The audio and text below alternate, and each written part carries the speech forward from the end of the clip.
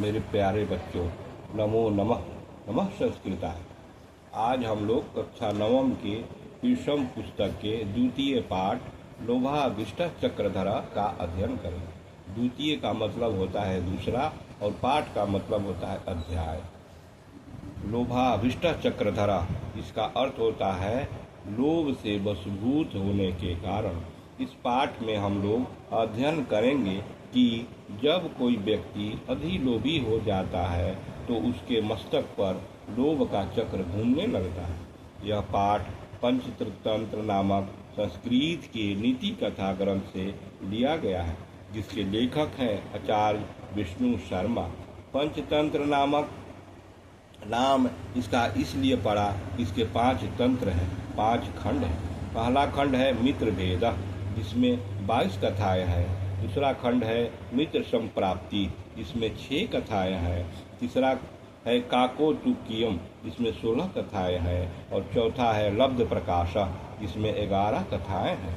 और पांचवा है अपरिचित कारकम, जिससे यह कहानी ली गई है, जिसमें 14 कहानियां हैं। पंचतंत्र पूर्ण रूप से कहीं कहीं पद है, पर यह अधिकांशतः गद्य रूप नहीं। इसमें 4 तंत्र हैं। इन चारों के चारों भागों में पशु पक्षियों से संबंधित ज्ञान की कहानियां हैं। पांचवा अपरिचित कारकम मानव से संबंधित है। अभी हम पढ़ेंगे कि जब मानव अति लोभी हो जाता है तो उसके मस्तक पर कैसे चक्र घूमने लगता है। आगे पाठ के अनुसार हम देखेंगे, पढ़ेंगे कि लिखा है कि पंचतंत्र संस्कृत साहित्यस्य अतीव लोकप्रियो ग्रंथ। इसका अर्थ हुआ कि पंचतंत्र संस्कृत साहित्य के का अति लोकप्रिय ग्रंथ है। अस्य रूपांतराणि प्राचीन काले एवं नाना वैदिक भाषासु कृतानि आसन। इसका रूपांतरण प्राचीन काल में ही अनेक वैदिक भाषाओं में किया गया। अतएव अस्य संस्कृत भाषायामपि विविधानि संस्करणानि जातानि। अतः इसका अनुवाद संस्कृत भाषा में भी विविध संस्करणों में किया गया। पंचमी भार्गय विभक्तिमिदम् अनुवर्त्य पंचतंत्रम। यह पंचतंत्र 5 भागों में विभक्त है। पहला है मित्र भेद, मित्र संप्राप्ति, काकोतुकीयम, लब्ध प्रकाश और अपरिचित कारकम चेति पंचभागा सन्ति। इसमें मित्र भेद, मित्र संप्राप्ति, काकोतुकीयम, लब्ध प्रकाश और अपरिचित कारक, ये 5 भाग है। अंतिमस्य भागस्य कथा विशेष पाठोन अस्मि संपादम प्रस्तुतो वर्तते। अंतिम भाग के ही कथा विशेष को इस पाठ में प्रस्तुत किया गया है। अत्र लोभाधिकस्य दुष्परिणाम कथा व्याजेन प्रस्तुत। यह अत्यधिक लोभ के दुष्परिणाम कथा के माध्यम से प्रस्तुत है। आगे लिखा है कि कस्मिंचित् अधिष्ठाने 4 ब्राह्मणपुत्रा मित्रतां गता वसन्ति स्म। ते दरिद्रोपहता मंत्रम चक्रु अहोधिगियम दरिद्रता। कस्मिंचित् यानी कि किसी अधिष्ठाने स्थान पर मित्रवत गताम वसति अस्म रहते थे। दरिद्रोपहता गरीबी से पीड़ित, मंत्रणा चक्रु किया, अहो आप, धिकियम बुरी वस्तु, दरिद्रता गरीबी। इसका अर्थ हुआ कि किसी स्थान पर 4 ब्राह्मण पुत्र मित्रवत रहते थे। गरीबी से पीड़ित होकर उन्होंने विचार किया, अरे गरीबी बहुत बुरी चीज है। तो और कहा गया है कि वरम वनम व्याघ्र गजादि सेवितम जनीनहीन बहुकंठाकृतम। वरम का अर्थ होता है अच्छा, वनम माने वन को, व्याघ्रम माने बाघ, गजा माने हाथी, आदि सेवितम सजाया हुआ, गिरा हुआ, जनीन माने लोग, हीन माने हीन, बहु माने बहुत, कंठा माने कांटों से आवृतम माने ढका हुआ। इसका अर्थ हुआ बाघ, हाथी आदि हिंसक जानवरों से जो लोगों से रहित तथा कांटों से घिरे वन में रहना। अगला पंक्ति है क्रीणानी शय्या परिधान वक्कलम न बंधु मदे धनहीन जीवितम। क्रीणानी का अर्थ हुआ घास से, शय्या का अर्थ होता है बिछावन, परिधानम माने पोशाक पहनावा, वल्कलम माने मोटा वस्त्र, बंधु मध्य भाइयों के बीच, धनहीन जीवितम धनहीन होकर जीवित रहना। इस प्रकार ये पूरे श्लोक का अर्थ हुआ किसी स्थान पर 4 ब्राह्मण पुत्र मितवत रहते थे। गरीबी से पीड़ित होकर उन्होंने विचार किया अरे गरीबी बहुत बड़ी चीज है। उतश्च और कहा गया है कि बाघ, हाथी आदि हिंसक जानवरों से युक्त जन रहित तथा कांटों से घिरे वन में रहना और वहां रहकर वल्कल वस्त्र धारण करके घास की शैया पर सोना अच्छा है, परंतु भाइयों के बीच धनहीन होकर जीवित रहना उचित नहीं है। तद गच्छामा कुत्रचित अर्थात तत्र गच्छामा तब चलना चाहिए, कुत्रचित अर्थाय कहीं धन के लिए। इति सम्मंत्रम स्वदेशे प्रत्यज्य संप्रस्थिता। कुत्रचित अर्थात कहीं धन के लिए, इति माने और, सम्मंत्रम माने विचार करके, स्वदेशे अपने देश को, परित्यज्य छोड़कर, प्रस्थिता प्रस्थान किए। इसका अर्थ हुआ अतः हमें भी धन कमाने के लिए कहीं चलना चाहिए।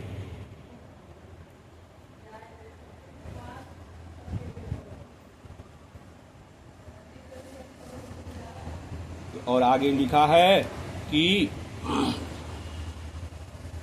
कर्मेण गच्छता ते अवंती प्राप्त। कर्मेण माने कर्मानुसार, गच्छन्त चलते हुए, ते वे सब, अवंती प्राप्त माने पहुँचे। तत्र क्षिप्रा जले कृत स्नाना महाकालम प्रणम्य यावत निगच्छन्ति। इसका अर्थ हुआ कि वे सब कर्मानुसार चलते हुए सब अवंती पहुँचे। वहाँ क्षिप्रा नदी के जल में स्नान करके महाकाल को प्रणाम करके वहाँ से निकले। तावद भैरवानंदो नाम योगी सम्मुखो बभुआ। तब उनके सामने भैरवानंद नामक जोगी दिखाई पड़ा। तेन ते पृष्ठा, वे सब उनसे पूछे कुतो भवंत समायता की प्रयोजनम। उसने उन लोगों से पूछा आप लोग कहाँ से आए हैं, क्या प्रयोजन है। ततः तई अभिहितम, इसके बाद वे लोग बोले वयम सिद्ध यात्रिका, हम सब सिद्ध यात्री हैं। तत्र यस्यामो, वहाँ जाएंगे, यत्र धन आपती मृत्यु, वहाँ जाएंगे जहाँ धन की प्राप्ति हो या मृत्यु भविष्यति इति हो जाए, ऐसा निश्चय, यही हमारा निश्चय है। इसका अर्थ हुआ इसके बाद वे सब बोले हम सब सिद्ध यात्री हैं, हम लोग वहाँ जाएंगे जहाँ या तो धन की प्राप्ति हो या मृत्यु हो जाए, ऐसा निश्चय किया है। उतश्च कहा गया है कि अभीत सिद्धि शेषा अभिमत सिद्धि और शेषा भवती ही पुरुषस्य पुरुषकारेण। इसका अर्थ हुआ कि पुरुष को संपूर्ण लक्ष्य की प्राप्ति उद्योग यानी कि मेहनत करने से होती है। दैवमिति यद्यपि कथयसि पुरुष गुण सो दृष्टाख्य स्वप्य दृष्टाख्य, यदि उसे भाग कहते हैं तब वो अदृष्ट नामक पुरुष का ही गुण है।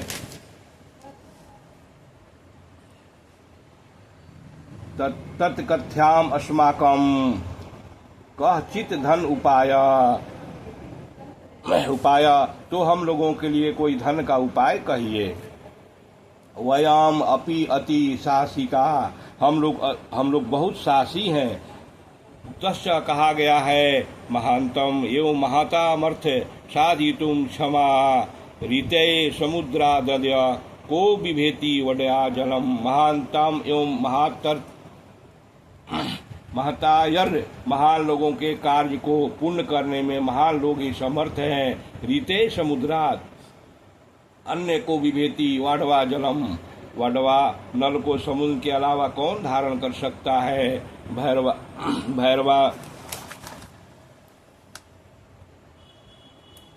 भैरवा नंदो अपि तेषाम सिद्धि अथम, सिद्धि इसका अर्थ हुआ कि सिद्धि के लिए बहुत उपाय बताए। उपाय सिद्धि वर्ती चतुष्टय, सिद्धि के लिए 4 वर्तिकाएं धन का बनाकर दी। प्रवी आह च गमत्याम हिमालय दिशि, और कहा कि हिमालय दिशा की ओर जाओ।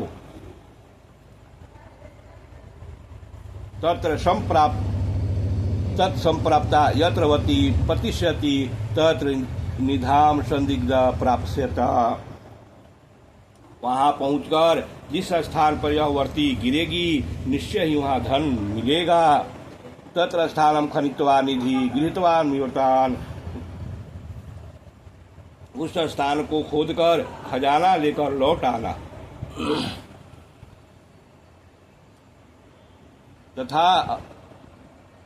तथा अनुसटे तेषाम गच्छताम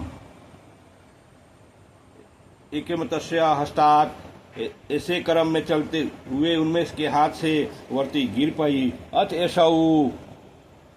एषौ यावंतम प्रदेशे खनति तावत ताम्रमयी भूमि। जैसे ही वह उस स्थान को खोदने लगा तो वहां तांबे की भूमि दिखाई पड़ी।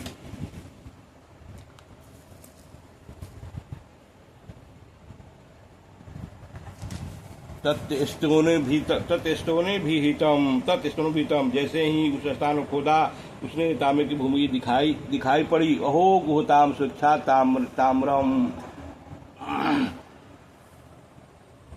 ताम्रम आ गुहताम स्थिता रूपम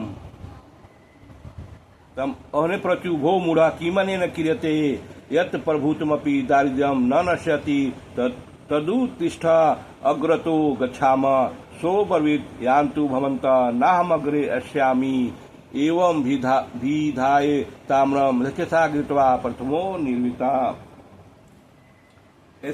इसे लेकर हम क्या करेंगे, इससे अधिक होने पर भी यह हमारी गरीबी को नष्ट नहीं कर सकता है।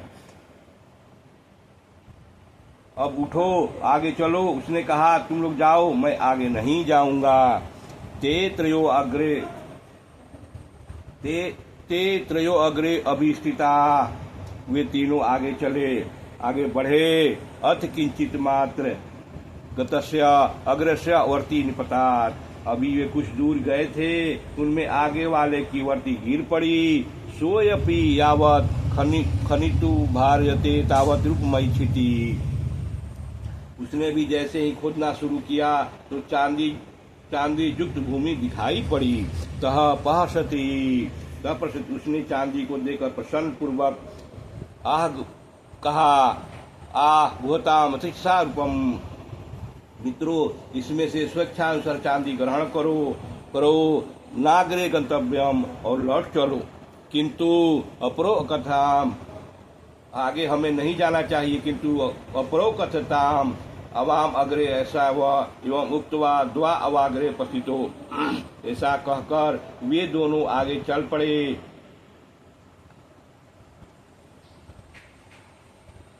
दोनों चल पड़े। स्वकत्वा रूपमदाय निवृत्ता, लेकिन वह अपनी इच्छानुसार चांदी लेकर लौट गया। अर्थ है, तयोरपि गच्छत एकस्य अग्रे वती पपात। इसके बाद दोनों ब्राह्मणों के भी कुछ दूर चलने पर उनमें से एक के हाथ से वर्ती गिर गई। सोऽपि प्रहष्टो यावत खनिते तावत सुवर्ण भूमि दृष्टवा। स्वर्ण भूमि, वो भी खुश होकर जब उसे खोदने लगा तो उसे स्वर्ण भूमि दिखाई दी।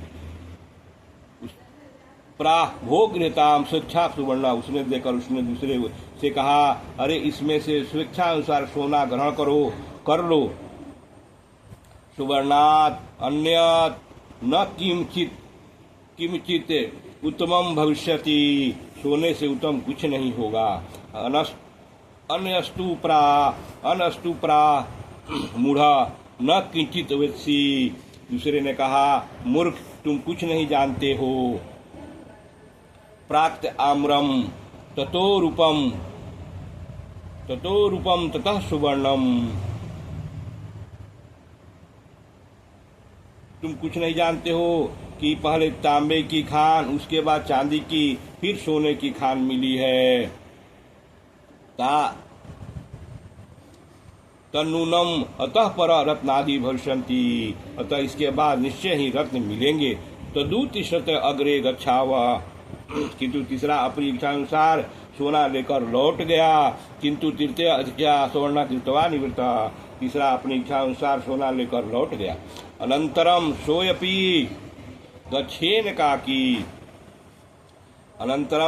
एकाकी ग्रीष्मे तनु पिपासा कुलितः मार्गा च्युत इतश्च व भ्राम।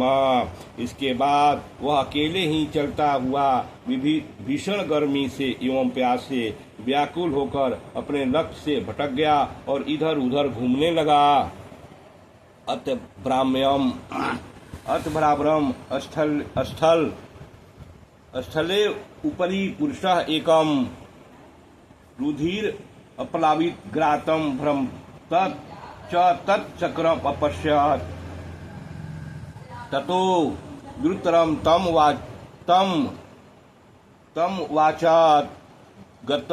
वाचात भोः को भवान।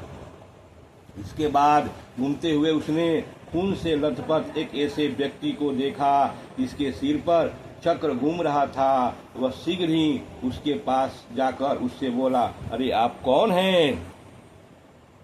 किमेव चक्रेण भ्रमता शिरसि तिष्ठति।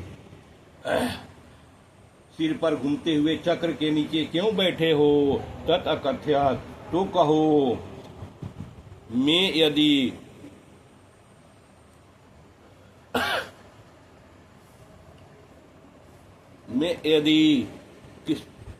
कुत्रचित जलम अस्ति, कि मेरे लिए कहीं जल है। एवं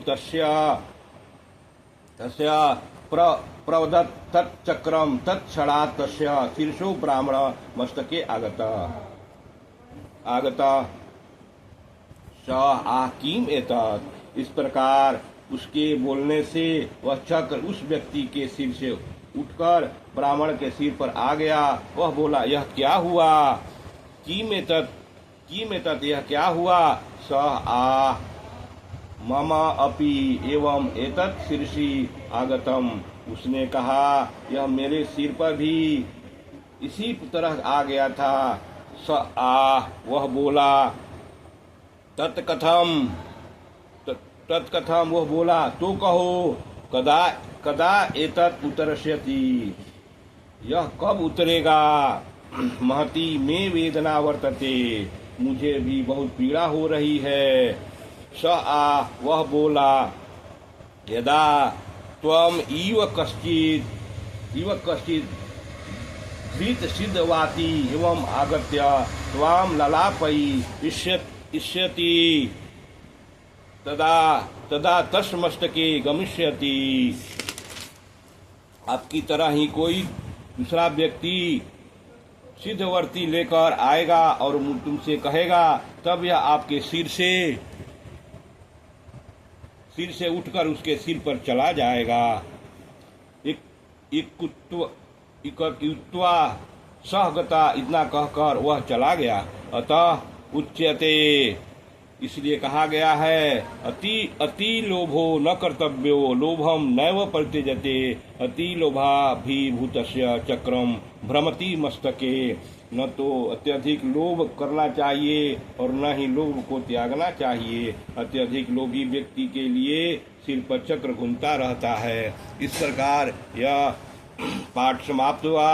अगर आपको मेरा प्रयास अच्छा लगा हो तो लाइक, शेयर और सब्सक्राइब करें। धन्यवाद।